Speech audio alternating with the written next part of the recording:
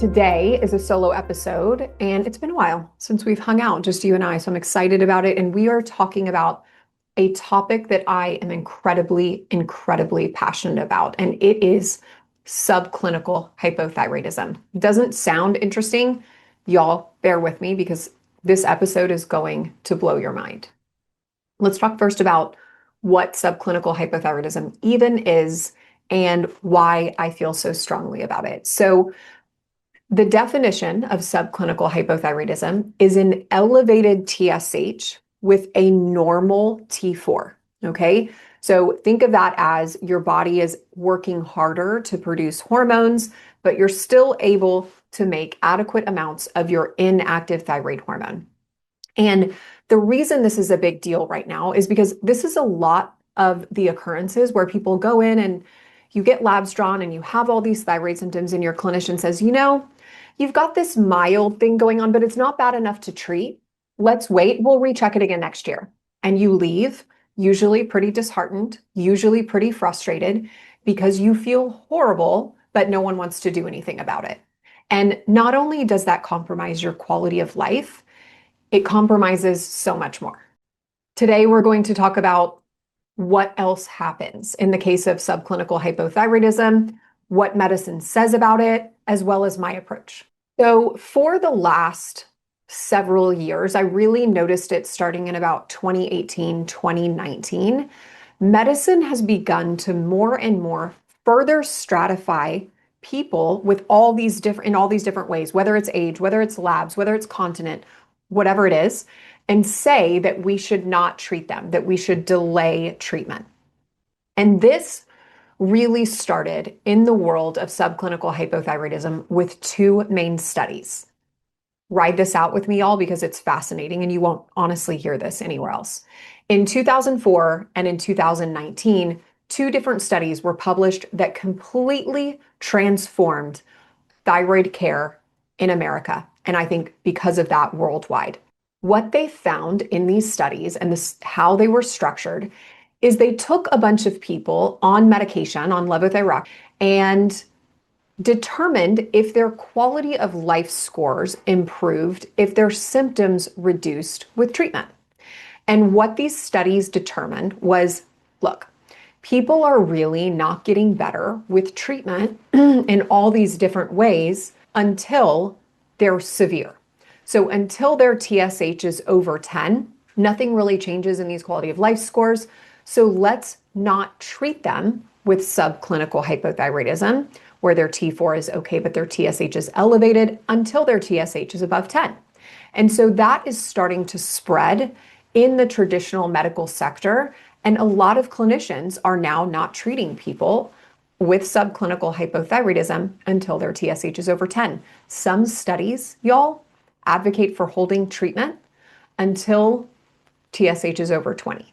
So I don't know how high you've experienced your TSH being, but those people are disabled at that point, right? I even think above 10, you're borderline disabled, if not already can't function in your life, relationships, work, home.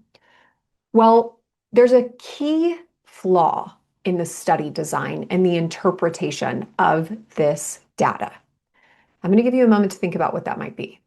So, if we are saying that because people are not getting better with treatment until they are profoundly severe, and therefore concluding that we shouldn't treat them until they are profoundly severe, we should probably ask ourselves if the problem isn't treating too early, treating when their TSH isn't crazy high.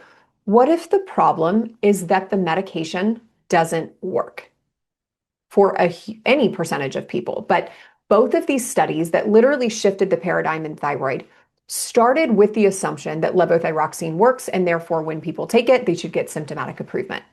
When in fact, for a huge percentage of the population, levothyroxine will never work. It will never get the job done, and people will perpetually be symptomatic. So that doesn't mean we shouldn't treat them. In fact, it means perhaps maybe we need to look at alternative treatment options and not put every single person with hypothyroidism on the same exact hormone-based medication, because that's levothyroxine, synthroid, tyrosine, unithroid, Levoxyl. All of these medications are from the same hormone, It's an inactive hormone that so many people have difficulty activating, so they'll never get better. Doesn't matter how much Synthroid you're on, how much T-Resent you're on, if you can't convert that inactive crude oil hormone to gasoline, you're not going anywhere in your car. And that is what's plaguing our country with thyroid symptoms.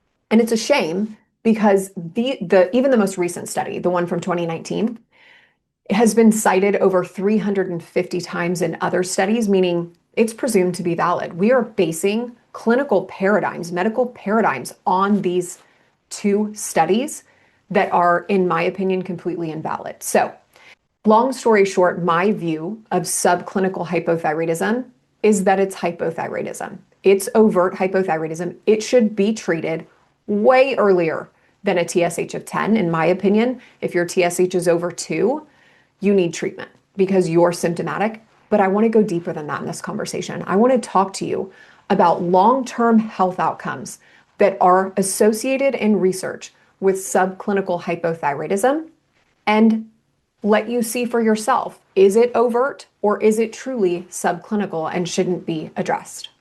So I want to read to you different parts of our physiology and talk about how they're impacted specifically with subclinical hypothyroidism. And I want you guys to remember, this is hypothyroidism that medicine doesn't want to treat. This is when they want to tell you, you've got a little thyroid problem, it's not bad enough to treat, come back. So if you've heard that, if you know someone who's heard that, please share this episode with them because in my opinion, this is one of the biggest drivers of chronic disease in our country today that we can easily intervene with. So let's talk first about cardiovascular disease. Cardiovascular disease is what we all need to be concerned with. It kills more people. It actually kills 1.5 times more people than all cancer combined every year. So I know we talk a lot about cancer. Naturally, we're geared to be afraid of cancer. But y'all, cardiovascular disease is what comes for us. And this is important.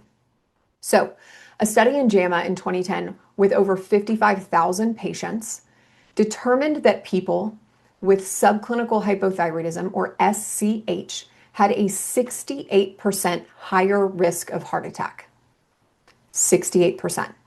They also had a 37% increase in cardiovascular death. That seems important. That seems like something that we should treat. Additionally, metabolic health, non-alcoholic fatty liver disease. That's a big one, okay? A huge percentage of the American population end up with this. 36% of non-alcoholic fatty liver disease patients were hypothyroid. Subclinical and regular with treatment, they had fatty liver. So very, very significant. Subclinical hypothyroidism people have a 2 to 3 times higher odds of becoming insulin resistant. And insulin elevations are one of the key measures of our long-term health outcomes. It can predict with very good accuracy what our future health picture looks like. So 2 to 3 times increased risk is not okay. When it comes to brain health, thyroid is so incredibly important, obviously for mood, for depression, for anxiety, for all of these things, but even low functioning thyroid, even people with treatment like T4, levothyroxine based meds, the majority of people on those classes of medication still have persistently low T3, active thyroid hormone, or what I described a minute ago as your gasoline hormone. And free T3 correlates with a 1.8 times increase for dementia. So your risk for dementia is 1.8 times higher if you have low T3. Subclinical hypothyroid patients, though, y'all, if their TSH was over 10, they had a 3 times higher risk of dementia than people when they were compared to what's called euthyroid.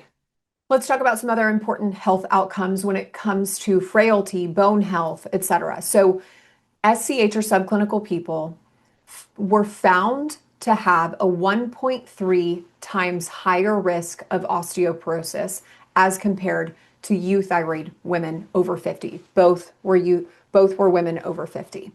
Additionally, low T3, right, that your gasoline hormone is linked to 1.6 times higher odds of frailty, which we know very much is linked to health outcomes, how good our lifespan, our health span, all the things, which is why we emphasize building muscle so much and prevention of osteoporosis, osteopenia.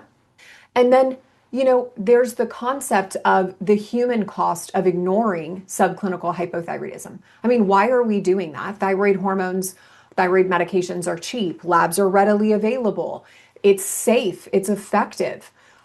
I think we should be asking ourselves, why are we working so hard to treat less people, which in the end result is leading to increases in obesity, insulin resistance, cancer, frailty, dementia, Alzheimer's, neurodegenerative conditions. And I didn't even touch on all the pieces here today. We just talked about some big rocks. But here is the message. We need to be treating more people for thyroid, because thyroid is the root cause of so much of our chronic disease burden in our country today. We need to stop the direction of heading towards always further and further stratifying people into different groups and removing them the treatment category.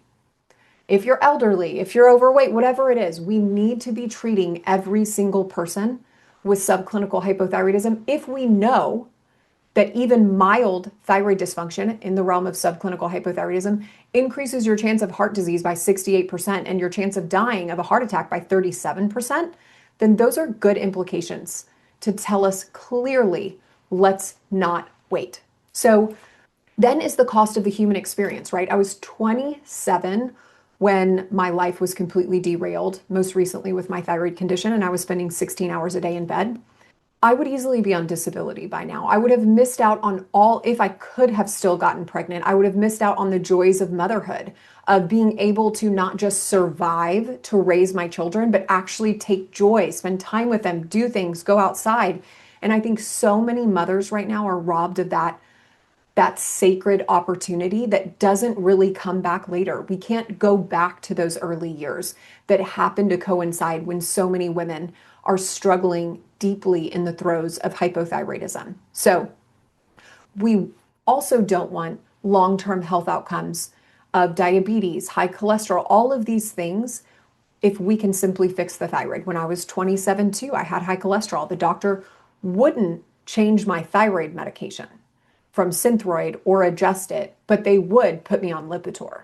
I mean, thankfully I declined that, but still, I find the opposite of what the studies in 2004 and 2019 stated.